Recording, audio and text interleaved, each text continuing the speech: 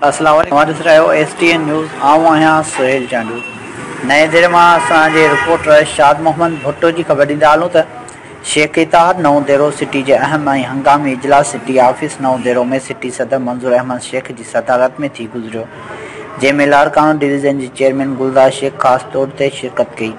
General secretary लाल डिनो शेख इजलास की कार्रवाई हलाई।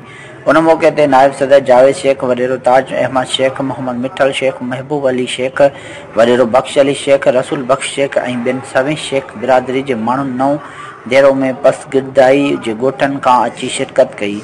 इजलास के खिताब कंदे सिटी सदर मंजूर अहमद शेख और चेयरमैन गुलजार शेख चयो आए त शेख बिरादरी नौ देरो जो एक चंगो मुड़स है। कुछ आंगरन ते गणन जेतरा मानू गलत बयानी करे रहा आन। शेख इत्तेहाद नौ देरो जो सदर मंजूर अहमद शेख है। असांजा सरदार मकबूल अहमद शेख और इम्तियाज़ अहमद आन। उन्हनि हुकूमत ही इत्तेहाद ठाहियो वियो आहे। ही शेख इत्तेहाद पूरे डिवीज़न लेवल ते आहे। असांजे इत्तेहाद में रोज़ बिरादरी जा नंढा वॾा मसला हल कया वेंदा आहिनि। असां सां नओं देरो शहर समेत पसगिरदाई जे मुख़्तलिफ़